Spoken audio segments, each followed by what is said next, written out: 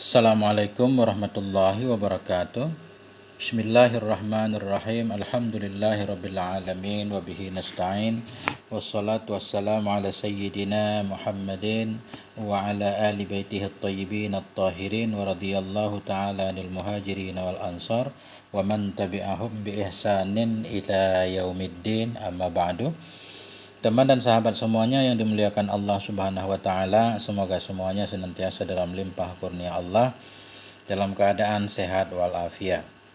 Kita lanjutkan belajar membaca kitab Matan Ghayah wat Takrib atau kitab At-Tazhib fi Adillati Matnul Ghayah wat Takrib yang lebih dikenal dengan Matan Abi Suja. Alhamdulillah kita sudah sampai di bab rahan. Sesudah sebelumnya kita membahas tentang bab salam. Bismillahirrahmanirrahim. Qala al-musannifu wasyarihu rahimahumallahu ta'ala wa nafa'ana bi'ulumihima amin ya rabbal alamin. Faslun, ini satu fasal. Wa kullu ma jaza bai'uhu jaza rahnuhu fid duyun. Dan bermula setiap ma yang bolehlah oleh menjualnya ma, niscaya bolehlah oleh memborokkannya ma fid duyuni dalam segala hutang-hutang. Jadi ini pembahasan tentang rahan. Rahan artinya borok. Nah, maksud borok, satu benda yang dijadikan sebagai pegangan hutang. Manakala si yang berhutang tidak mampu membayar hutangnya, nanti borok itu akan dijual. Nah, diambil untuk melunasi hutangnya. Itu namanya borok. Orang yang memberikan borok namanya rahin. Adapun orang yang memegang borok nanti namanya murtahin. Ini perlu istilah. Ada rahin, ada murtahin. Setiap ma yang bolehlah oleh jualnya ma. Niscaya bolehlah oleh memborokkannya ma dalam segala hutang-hutang. Jadi yang jadi borok apa aja? Ya setiap benda yang sah untuk dijual berarti sah untuk dijadikan borok. Namanya benda suci syaratnya. Ada nilainya. Kemudian borok cuma berlaku pada hutang. Enggak berlaku borok pada bukan hutang. Seseorang datang ke rumah kita meminjamkan sepeda kepada kita. Kita baru meminjamkan sepeda, kita minta dia menaruhkan sesuatu, apa cincin emasnya sebagai borok. Takut sepeda hilang nanti. Enggak boleh. Karena pinjam itu bukan hutang. Yang berlaku borok itu dalam hutang. Enggak boleh dalam pinjam meminjam, sewa menyewa, dan lain sebagainya. Hutang pun ada syarat. Hutang yang perlu kepada borok yaitu izastakarra subutuha fi zimmah. Apabila telah tetaplah oleh sebutnya hutang fi zimmah dalam tanggungan. Bila hutang itu sudah istikrar. Apa lawan dari tidak istikrar? Contohnya begini nanti. Ketika kita membayar di muka. Kita membeli barang secara salam sebagaimana kajian sebelumnya. Ini duit 1 juta, saya pesan 10 baju bulan depan. Jadi seolah-olah yang menjual baju itu kan punya hutang baju ke kita 10. Jadi walaupun itu pada makna hutang, itu belum disebut hutang. Jadi nggak boleh kita minta borok kepada penjual baju. Karena itu belum sebut hutangnya. Kapan hutangnya sebut hutang salam? Ketika sudah sampai sebulan, waktu yang ditentukan untuk penyerahan baju, dia belum menyerahkan baju. Ketika itu dia baru disebut punya hutang baju. Nah itu baru boleh dia dikejar. Mana baju yang saya udah bayar dulu. Dia masih menunda-nunda. Kita minta boroknya. Nah ketika itu baru berlaku borok. Itu maksud dari hutang yang tetaplah oleh sebutnya hutang dalam tanggungan. Adapun hutang yang belum sebut seperti hutang salam, enggak berlaku borok. Nah, nanti kita baca syarahnya. Walir rahini arruju'u fihi malam yakbidhu. Dan sabit bagi si rahin, orang yang pemilik borok tadi, dan boleh bagi si rahin, sabit bagi si rahin itu kembali. Arti rujuk kembali fihi padanya rahan, selama belum mengkabat ianya si murtahin, dalam yakbi kembali ke si murtahin, sebelum mengambil ianya si murtahin akan nyarahan. Si A punya utang sama si B. Si A punya utang sama si B. Si A harus memberikan borok ke si B sebagai pegangan hutang. Jadi sebelum si A menyerahkan boroknya, boleh dia ini nggak jadi borok ini. Saya mau ganti dengan borok yang lain. Boleh. Boleh bagi si rahin itu rujuk padanya marhun, padanya barang yang dijadikan borok, selama belum menerima ianya si murtahin akannya borok. Ketika borok sudah diterima, itu nggak bisa dibatalkan lagi. Nah. Kemudian wala yadmanuhul murtahinu illa bitta'addi, dan tidak membayar akannya borok oleh si murtahin, oleh si pemegang borok, illa bitta'addi, kecuali dengan muta'addi. Jadi maksudnya begini, ini borok sifatnya amanah. Si A berhutang kepada si B 1 juta. Kemudian dia menitipkan sepedanya sebagai borok. Ini sepeda saya pegang. Jadi sepeda yang dititipkan kepada si murtahin itu sifatnya amanah. Artinya dia harus menjaga dengan baik. Jadi bila amanah nanti hilang, dicuri orang, jadi si murtahin nggak perlu bayar. Ini maksudnya. Tidak membayar akannya borok oleh si murtahin kecuali dengan muta'addi.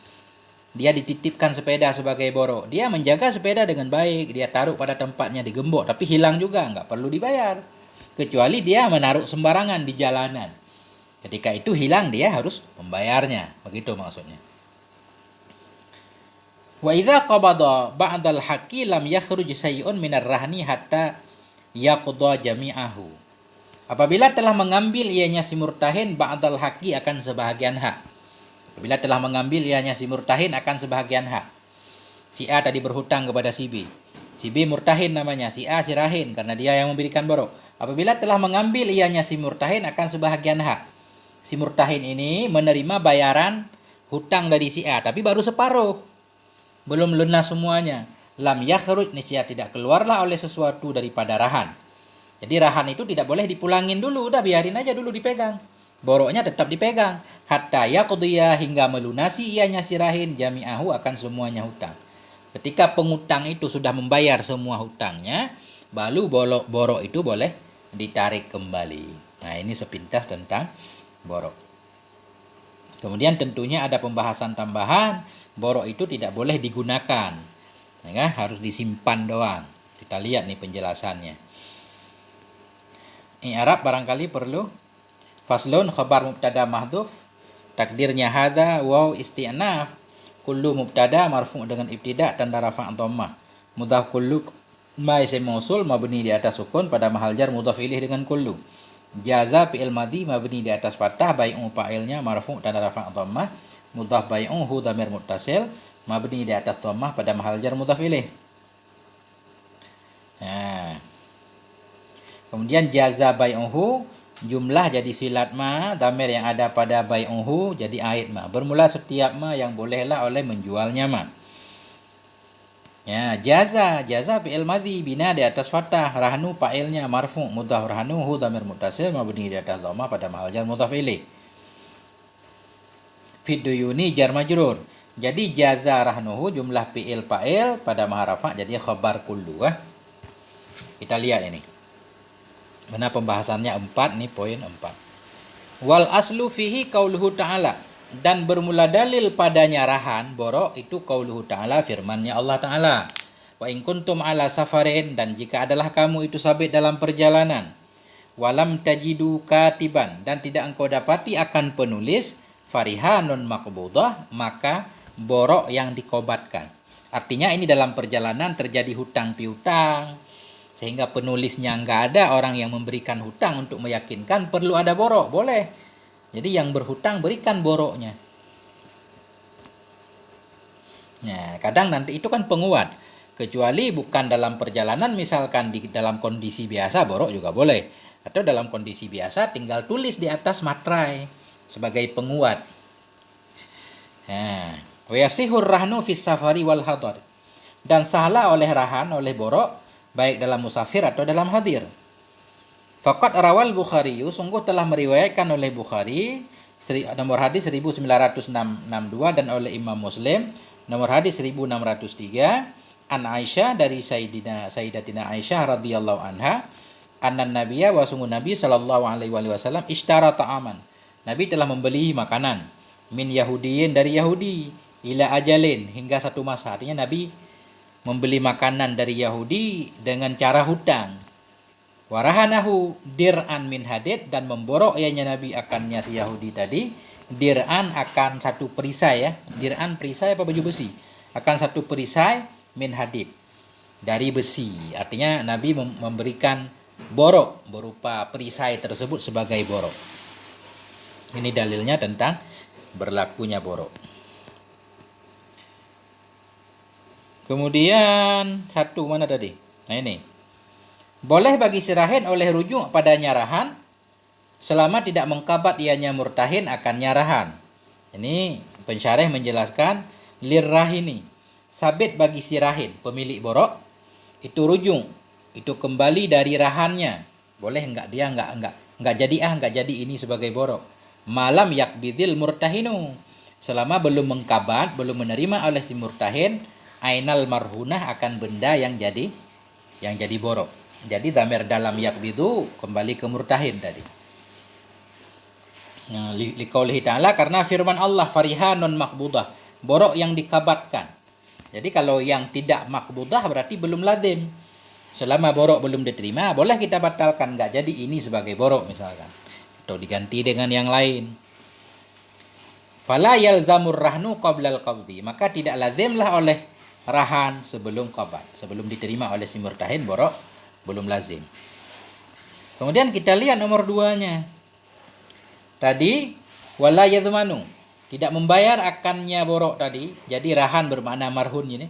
Tidak membayar akannya marhun oleh si murtahin, oleh orang yang memegang borok illa bitta'addi, kecuali dengan melampaui batas sengaja.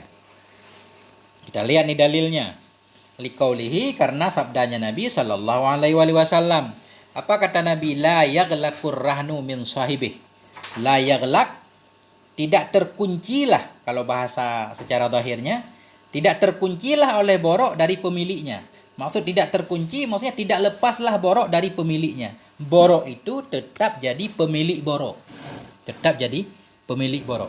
Lahu ghunmuhu, baginya si pemilik sahib itu ghunmuhu hasilnya borok, wa alaihi dan memberatkan di atasnya si sahib ghurmuhu itu biayanya borok. Maksudnya begini, misalkan yang jadi borok itu seekor sapi. Si A berhutang kepada si B 10 juta. Kemudian si A menitipkan sapinya sebagai borok, sebagai pegangan. Jadi sapi itu tetap milik si A yang harus memberi makannya, si A yang harus merawatnya. Kemudian bila sapi mengeluarkan susu tetap jadi pemiliknya si sahib. Itu maksudnya. Jadi nggak boleh si murtahin mengambil faedah dari borok. Diambil susunya, misalkan, digunakan untuk membajak tanah. Bukan seperti borok yang terjadi di kampung misalkan, tentang yang jadi borok itu tanah digarap oleh pemilik utang, nggak boleh. Kecuali nanti rela misalkan di luar akad, itu beda lagi. Rawahu Ibnu Hibban, meriwayatkan akannya hadis oleh Ibnu Hibban dan oleh Imam Hakim, wa sahahahu, mentasihnya Imam Hakim akannya hadis. La yaghluk apa artinya? La yaghlak, artinya la yastahiquhul murtahin, tidak berhak akannya borok oleh si murtahin idza lam yastafik kahur rahin, apabila tidak melepaskan akannya oleh si rahin min sahibihi, dari pemiliknya. Tidak berhak akannya borok oleh si murtahin. Jadi borok itu bukan milik si murtahin, borok itu tetap milik si rahin. Apabila tidak istafakka, melepaskan, ya.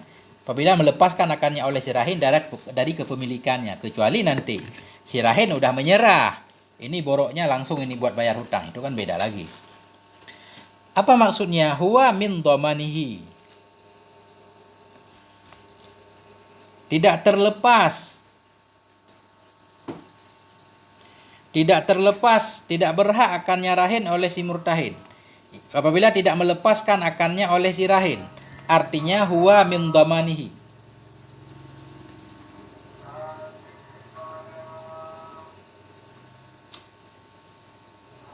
artinya gimana cara mengartikannya ini? Huwa min dhamanihi, dianya si murtahin dari membayarnya rahin. Fala yadmanu lahu, maka tidak membayar ia baginya rahin kecuali dengan muta'addi. Kalau dia sengaja merusak berarti dia harus membayar. Kalau enggak muta'addi enggak perlu bayar karena sifatnya amanah. Ghunmuhu, apa arti ghunmuhu? Fawaiduhu wa samaratuhu, faedah dan buahnya. Artinya begini, sabit baginya si rahin itu hasilnya rahan. Kalau rahan tadi lembu sebagai borok, berarti hasilnya tetap untuk pemiliknya. Gharmuhu ay nafaqatuhu wa mu'natuhu. Dan memberatkan si pemilik juga, biayanya semuanya ditanggung. Kayak yang kita jadikan borok misalkan motor. Jadi perawatan motor, ya kita yang tanggung sebagai pemiliknya. Bismillahirrahmanirrahim. Nah ini udah selesai ya. Udah selesai, ini udah bab lain lagi. Sampai di sini aja ya, jangan panjang-panjang. Nanti kita bikin judul baru supaya mudah dalam ketika kita mencarinya. Sampai di sini dulu, moga ada manfaatnya. Wassalamualaikum warahmatullahi wabarakatuh.